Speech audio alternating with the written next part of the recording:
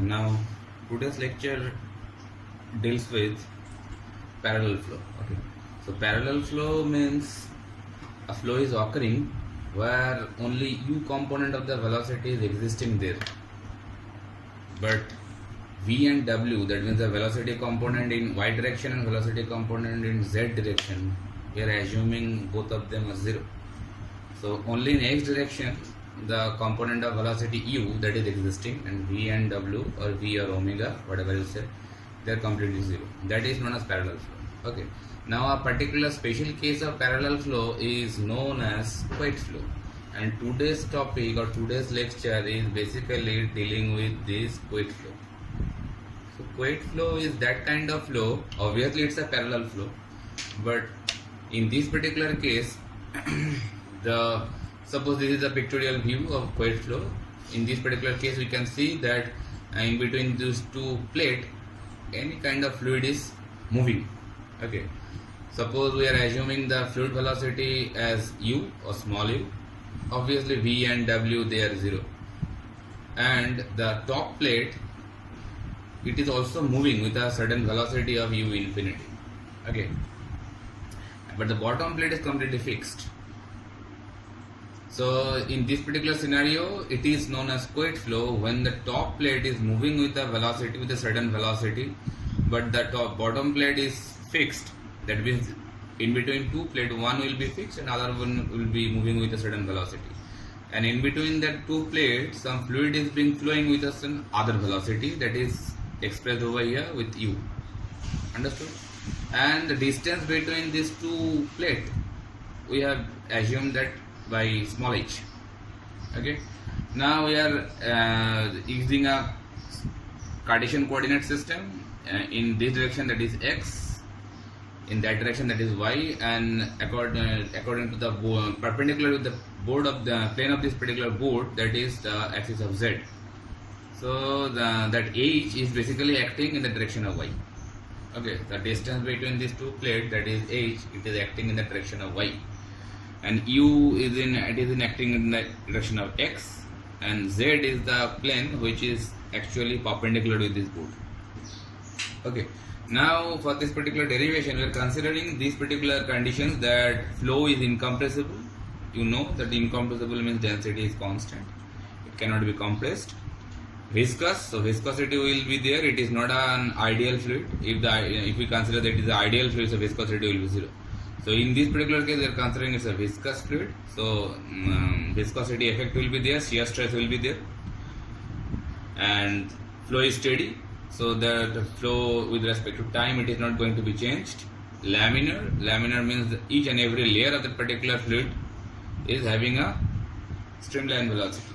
So it's a laminar flow and fully developed flow. Fully developed flow means basically we are considering that the viscous effect of that particular fluid throughout the entire flow zone. That means in between these two plates, in this entire flow zone, the viscous effect is acting everywhere.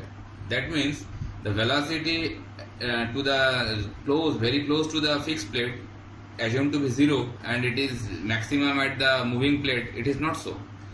We are considering that viscous effect acting at the boundary surface to the fixed plate as well as to the moving plate. Everywhere the viscous effect acting throughout this flow zone, that is there is no such kind of space in between these two plates that the viscous effect is zero, not like so. Okay, so the viscous effect acting entire the flow zone, that is known as fully developed flow. Okay. Now if we apply that continuity equation for this particular case, so it will be look like this: del u del x plus del v del y plus del w del z will be zero. And we are considering there is no, it is parallel flow. So del v del y and del w del z, they will be zero because there is no flow component velocity in y direction and in z direction. We have already assumed that. That's why it is a parallel flow. So that way we can write that del u del x is nothing but zero. That means what? What does it mean?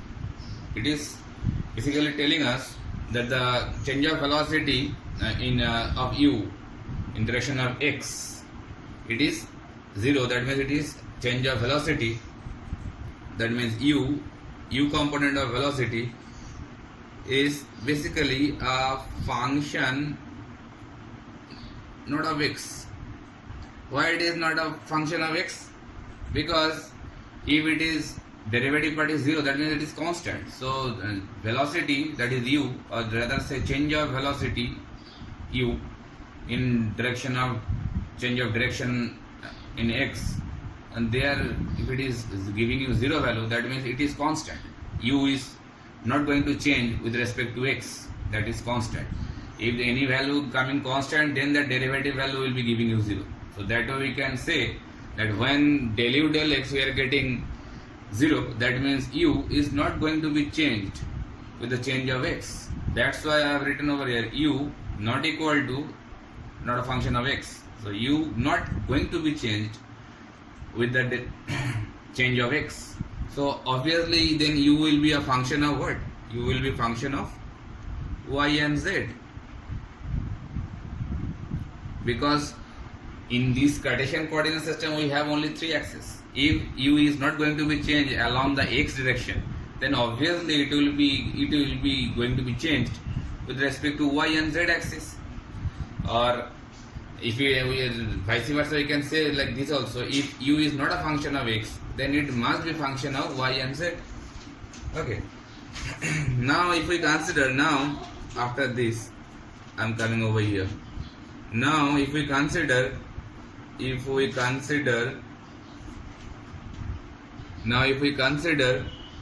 that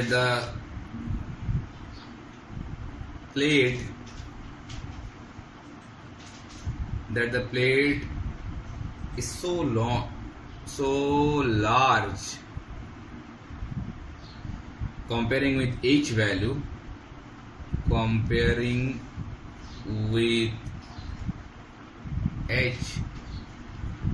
does it mean? It means that we are considering the plate width. Suppose this board is acting like that plate, bottom plate. Okay. Now if we consider the width, that means that particular direction, that is the width. If that width, if we consider it is so large, comparing with h means the height. Suppose here is the top plate and the board is acting like a bottom plate. So in between my hand and the board, and that is the direction of y. Okay. So y is the direction which is basically the vertical height between these two plates. Okay. And z is acting along this width of that particular board. Okay. So if we consider the plate is so large, that means z, along the z, if it is so large with comparing with the height between these two plates, that means h values, then we can consider that velocity only, that means u only will be a function of y. Why it is so? Because if the distance between this my hand and with the board, if this distance, it is expressed by over here in this picture, that is h. If this h value is so small comparing with the width of this particular board, then the velocity obviously will be going to be changed with respect to this distance, that means distance between my hand and with the board. That minimum distance or the lesser amount of distance, it is acting between my hand and the board. So the velocity variation will be acting with the variation of this minimum distance, not with the large distance. Because if the distance is so large, that means the width, if the width is so large, then the velocity change is basically very negligible in amount. That's why it can be ignored. So if the distance between two plates, that is h, or rather say in direction of y, if this is very less, then obviously we can consider that part only, because depending on small distance, the velocity change will be remarkable. That's why we can say that u is only a function of y if this condition is assumed. This condition means we are considering the width of the plate, that means in the direction of z, that is so large comparing with y, or rather say h. So that large distance can be ignored and the small distance can be remarkable, because in between this small distance the velocity change will be very remarkable. That's why we are considering that u is only a function of y, not the function of x, not the function of z. Okay, after that we will proceed to the next part. Now the second part of the Navier-Stokes equation, basically it needs lots more number of videos it should be recorded on this particular derivation. It's a long one. So now up to this we have already received, or we will already build that u is a function of y only, not a function of x and z. So if u is a function of y only, then we have to use this particular equation over here now. It's a Navier-Stokes equation. It's very well known equation in fluid mechanics, but this is not in your particular syllabus for this semester. So I think it will come in future, in next semester it will come. So but weight flow derivation, it needs to use or need to apply this Navier-Stokes equation. That's why I'm just going to tell you that Navier-Stokes equation, how it look like, and basically derivation of the Navier-Stokes equation, if it comes, then it will be clarified that point of time. Okay, so for now just know that Navier-Stokes equation is a non-linear second order partial differential equation, and it is basically related with viscosity and gravity force. Okay, so from this particular derivation we need to use this Navier-Stokes equation. That's why I'm written over here. So Navier-Stokes equation look like this. In x direction, in y direction, in z direction also it can be written, but I am just using only x direction equation and y direction equation, and z direction equation basically will be the same just like the y direction. That's why I haven't written that one. So the equation look like this: rho within bracket del u del t, that means change of velocity of u with respect to t, then u del x, v del u del y, w del u del z, bracket close, equals to minus del p del x, that means change of pressure, that is pressure gradient with respect to x direction, and double derivative all these terms whatever I have written over here, that means del square u del x square, del square u del y square, and del square u del z square. Okay, and mu is there, that is absolute viscosity we know. So how that equation can be derived, it is not the scope of this particular semester. Now just we have putting these assumptions, whatever we have assumed in at the time of derivation started. So suppose if it is steady flow, then obviously for considering the flow is steady, then we can cut that particular term, because if it is a steady flow, then del u del t obviously will be 0. Change of velocity with respect to time, it is not there if it is steady. Then we have written that u is not a function of x. So if u is not a function of x, so if this component also do not exist there, then v and w, already we have assumed there is no component of v and w. So this component and that component, they are also 0. So left hand side of the equation,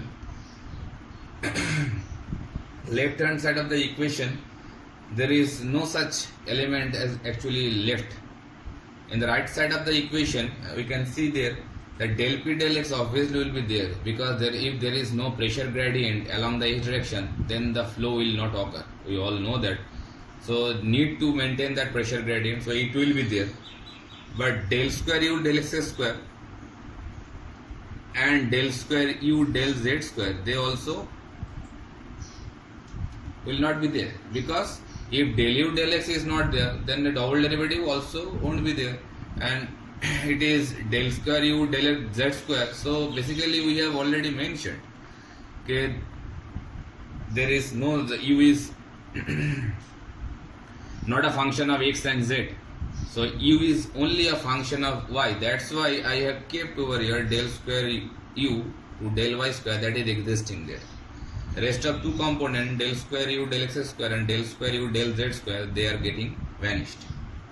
Okay, and in y direction Navier-Stokes equation, just we have replaced that u by v. You can see that del u del t replaced by del v del t, del u del x replaced by del v del x, and del u del y replaced by del v del y, because in y direction the velocity component is v, we do know that. And del p del x replaced by del p del y, Since mu is there, again the double derivative term, just the double derivative of all these terms. Okay, so it's very easy to write the Navier-Stokes equation. If you just practice one or two times, it will be very easy for you. And if you write the same equation in z direction, so obviously this v's will be transformed into omega. Okay, then del p del y will be transformed into del p del z, and this double derivative term will be del square w by del x del x square, del square w by del y square, and del square w by del z square. The same equation will be just replaced v instead of w. Got it? So if we put now these values on the y equation only, or y common direction Navier-Stokes equation, then you can see all those components will be getting 0, because it is steady state, steady flow, that's why it is being 0. And then there is no v component, so all this part will be 0. There is no v component of velocity. We have assumed that thing, so this double derivative term also will be getting 0, because there is no v component, so how they can exist? But del p del y will be there, but del p del y is nothing but it is equating to 0. So from y direction equation, that means from here we can say that del p del y will be 0, because in left side there is nothing left. And if we write the z direction equation for Navier-Stokes, then we can see the same thing. Del p del z also will be 0, because there is same kind of equation will be reflecting for z direction. You can copy it down and see all those components will be getting nullified. So del p del z also will be getting 0. But from this particular equation, if we come like this, in this x direction equation, what actually left behind? We can see that mu del square u by del y square equals to del p del x. That we are getting, because del p del x is living there, and this mu into del square u del y square, that component also is living there. So if you change the side, so it will be look like this. So here we can see that if this component del p del y and del p del z, if they are also both are equals to 0, then from here what we can conclude? We can say that p is only a function of x, because it is with respect to y and with respect to z it is not going to be changed, just like the velocity. U is a function of x, y and only whatever we have derived here, that point of time we have seen this kind of thing there also. So from here we can say that pressure is only going to be changed along the x axis or along the x direction, not along y and z. Now coming to here, if it is look like this, it is basically a equation of whatever it is applied for the Couette flow. You can say that it is a governing equation of the Couette flow. Okay, so for any kind of parallel flow, this kind of equation is valid. For any kind of parallel flow, you can consider that particular thing. So it is a governing equation for parallel flow. Okay, parallel flow equation. So that equation now we are going to be integrate. If we integrate that equation, so it will be by integrating both sides. So we can get this kind of thing, that integration of del square u del y square into dy, and it can be written like 1 by mu. 1 by mu is nothing but a constant, so it can be pull it out. We can pull it out, del p del x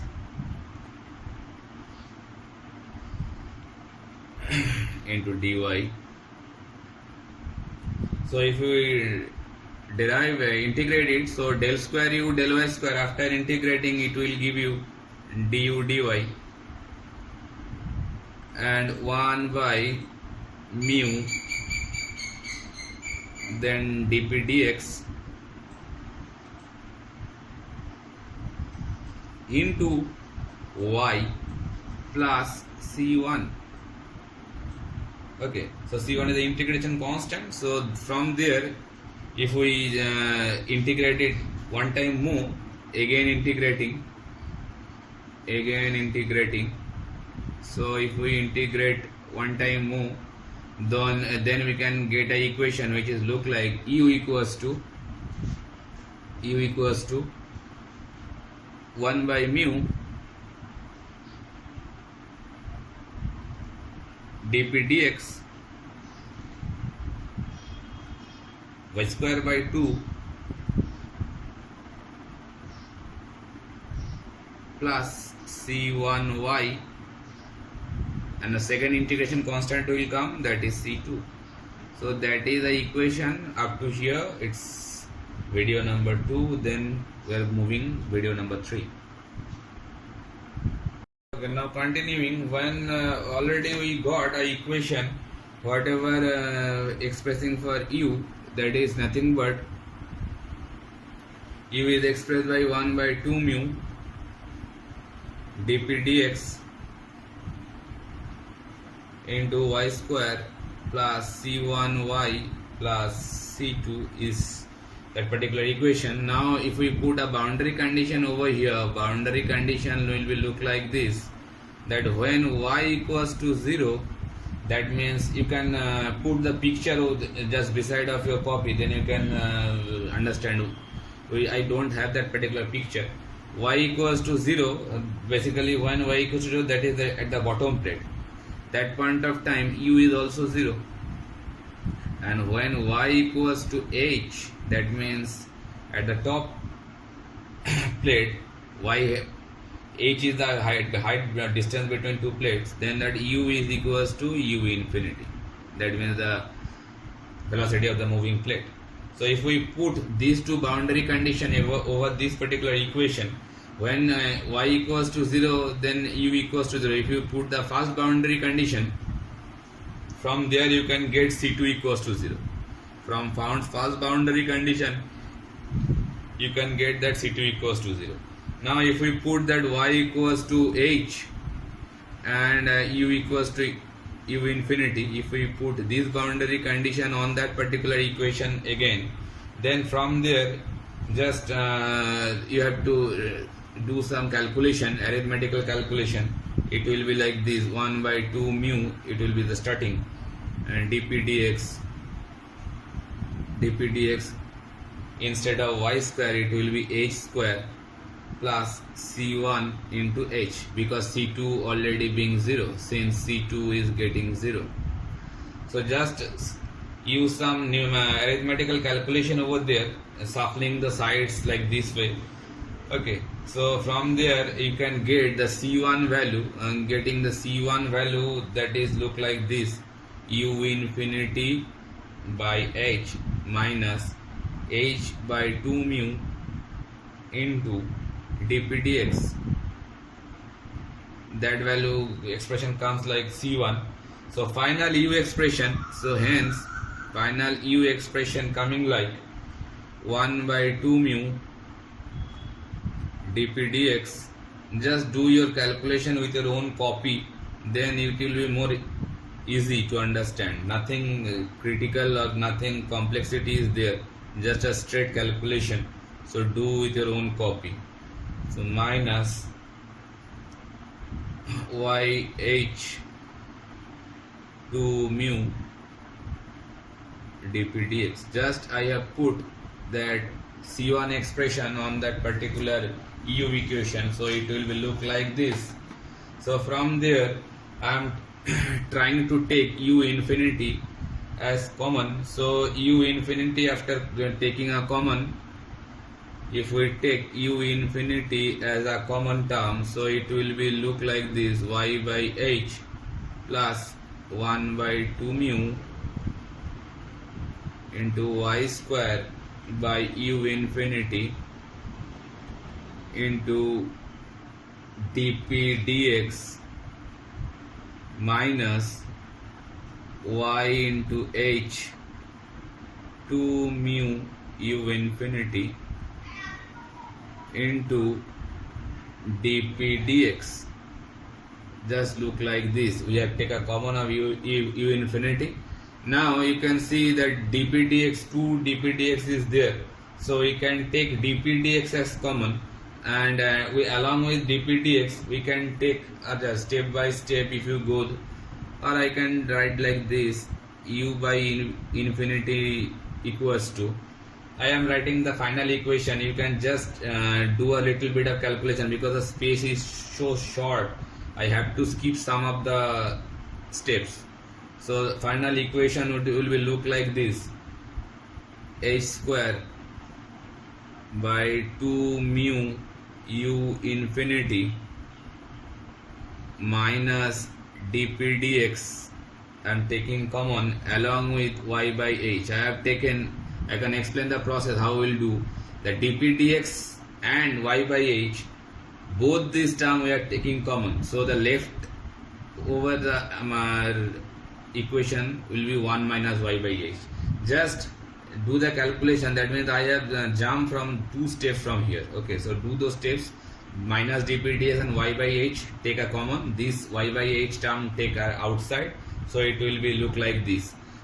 In this particular equation, that alpha, we are taking a constant, that is alpha, that is nothing but h square by 2 mu u infinity into minus dp dx. That means this particular term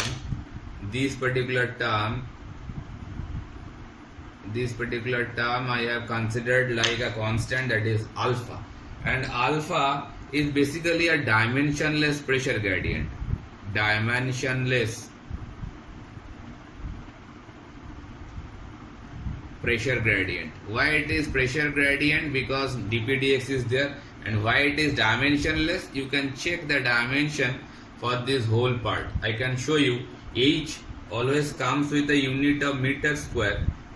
Okay, H always comes with a unit of meter square, and mu comes with a unit, SI unit. I am writing Newton second per meter square, mu. And velocity u infinity, it is also coming with a unit of meter per second, and dp dx will come with a unit of Newton per meter square, that is pressure, and in terms of x, that is distance, that is in terms of meter. So if you cancel those units, you can see here that second will be cancelled. This meter square and that meter square will be cancelled. So when it will be Newton and Newton will be cancelled.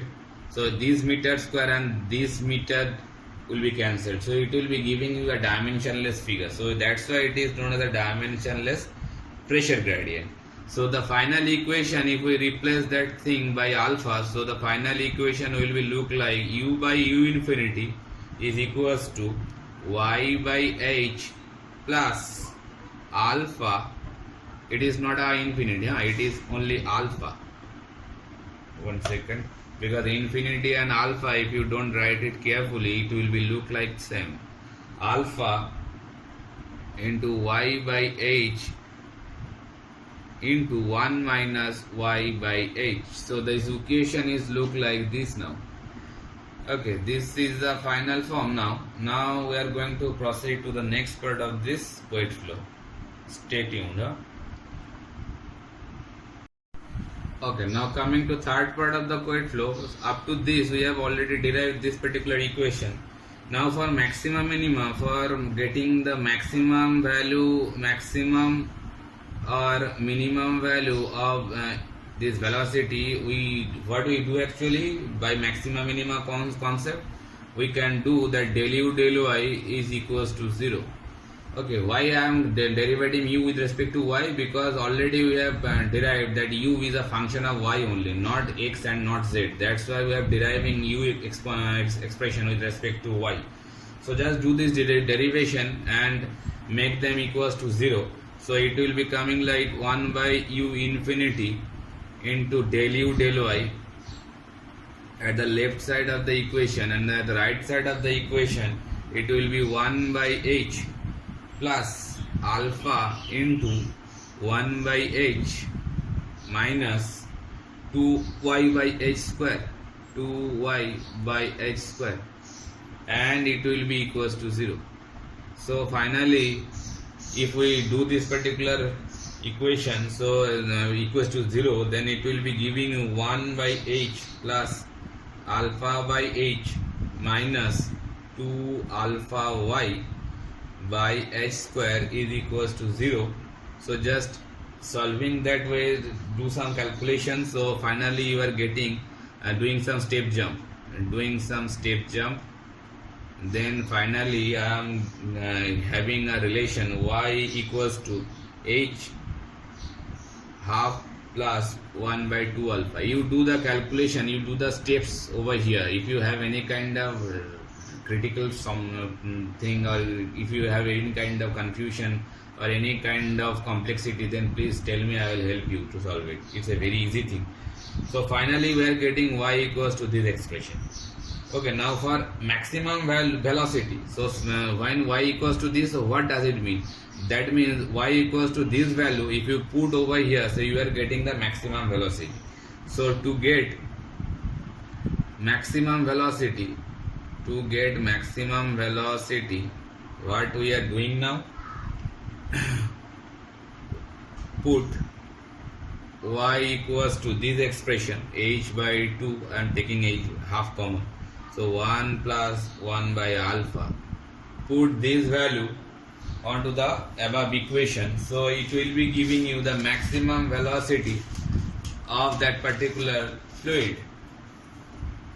So just solving that equation after putting that value, so it's simple algebraic calculation. Do the process with your own copy. So just put this value onto this equation. Okay, so after doing a hell lot of calculation, you can get that u max by u infinity, that relation comes like this.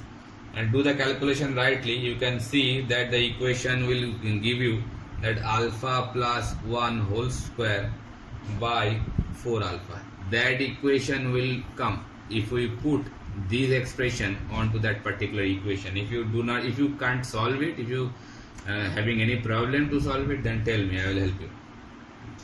Okay, so I am getting the equation look like this. So what does it mean?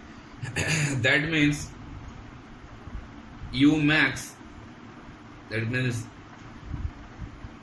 when I am putting this particular expression over here, then that u will be changed with u max, obviously, because for maximum velocity I have written. That's why that u have written over here u max. Okay, so that u max is nothing but u infinity by 4 into alpha plus 1 whole square by 4.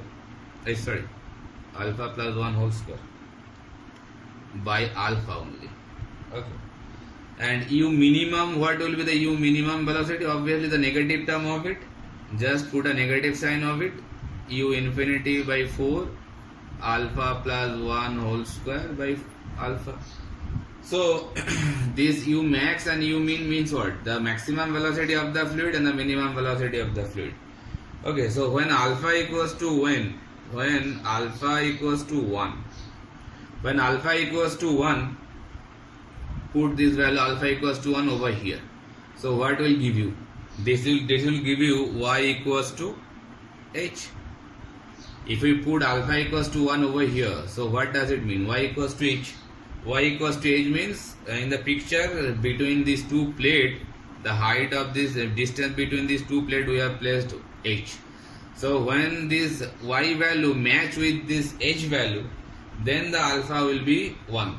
And when alpha equals to 1, then that point of time u max will be, you see, u max will be alpha equals to 1. So 1 plus 1 square, 2 square, that is 4. So 4 will be cancelled. So that will give you u infinity. That's the interesting fact. When alpha equals to 1, that means when y equals to h.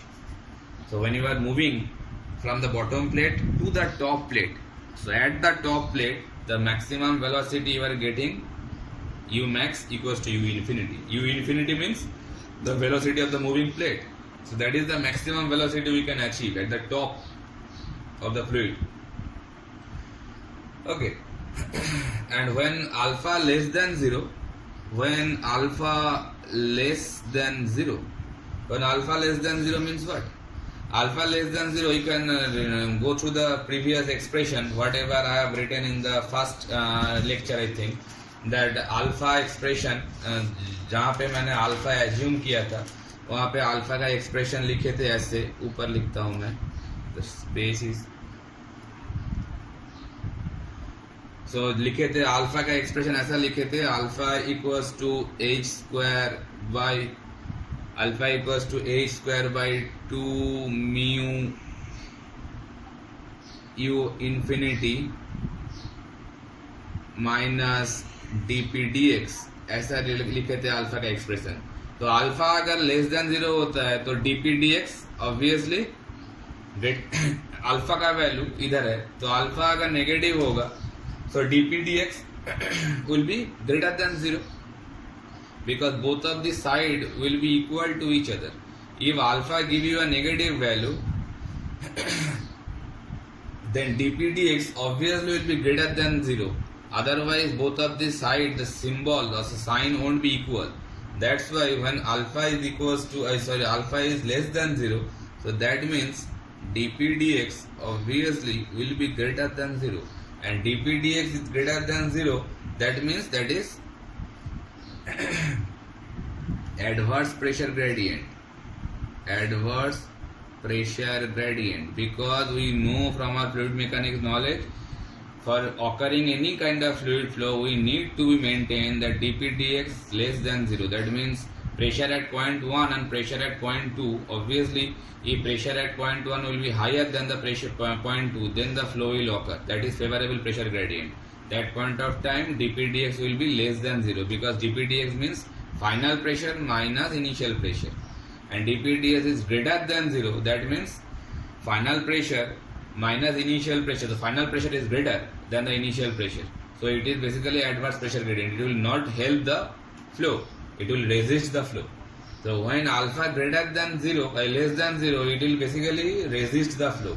That means in this particular time minimum velocity will occur, minimum velocity at this particular condition when alpha less than 0.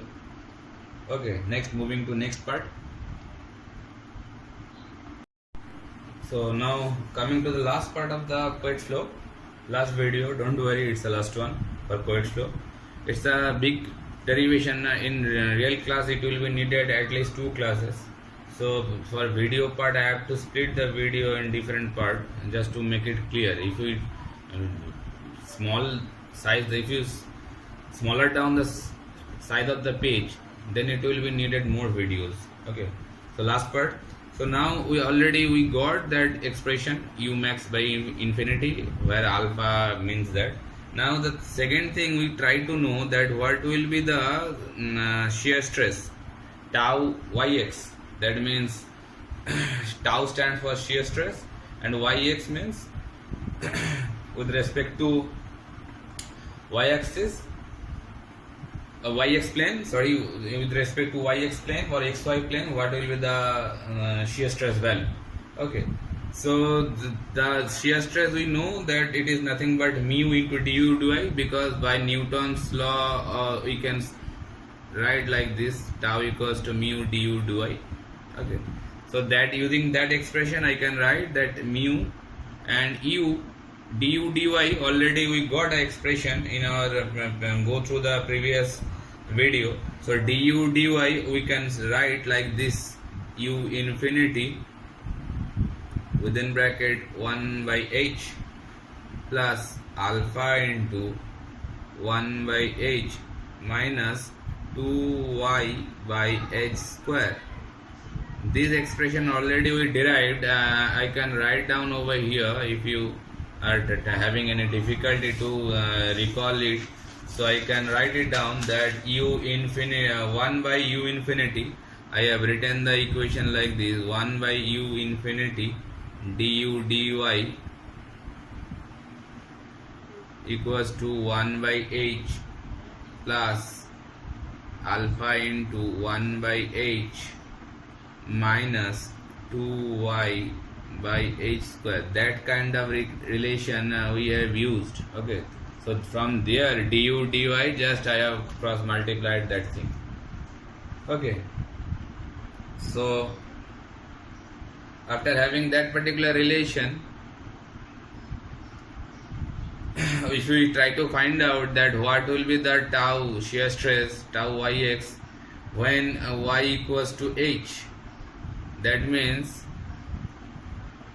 y का value जब हम लोग h consider करते हैं, that point of time at the top part where the plate is moving, that point of time, if you try to find out the shear stress value, then just put this value over here.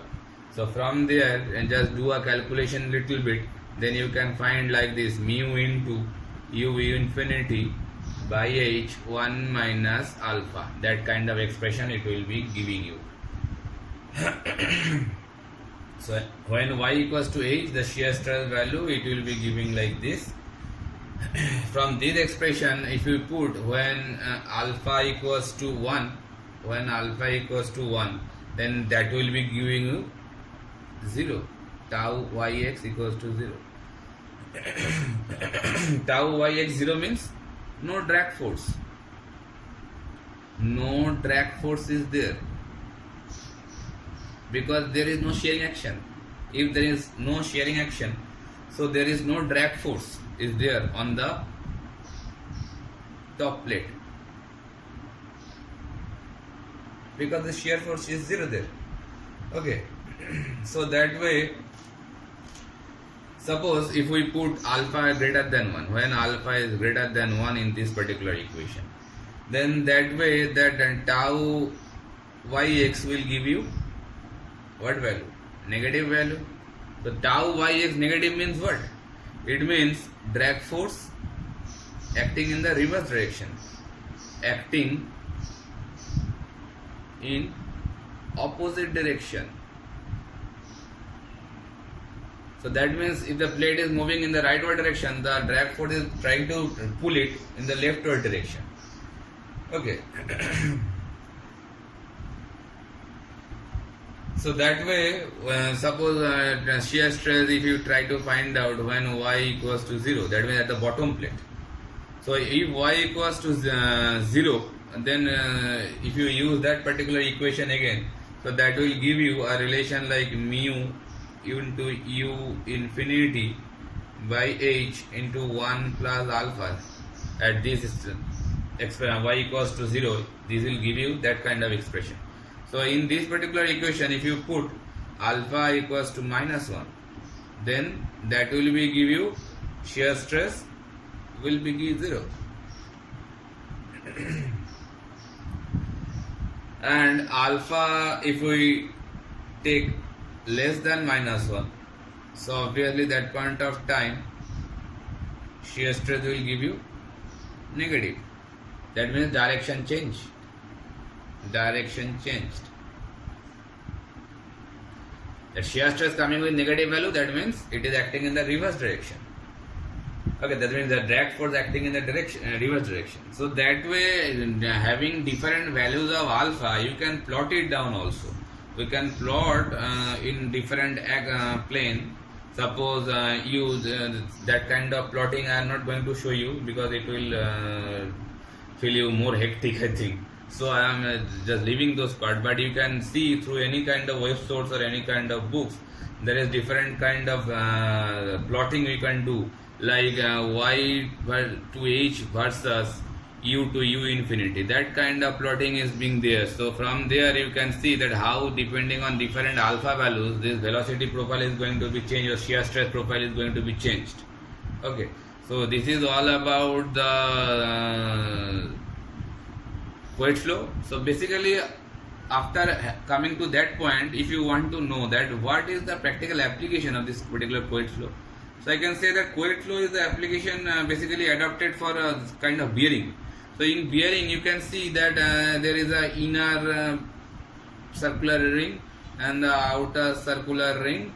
Inside of the some ball is being placed like this way, if it is a ball bearing, journal bearing. Okay, so in this particular case, a shaft is there. So in this particular case, if we neglect the curvature part, if we consider it like a two flat plate, neglecting the curvature of this particular thing, So it is a representation of coil flow, because this when the shaft is rotating, so this plate is moving with u infinity velocity, but that plate is not going to move or rotate. It will be going to fixed.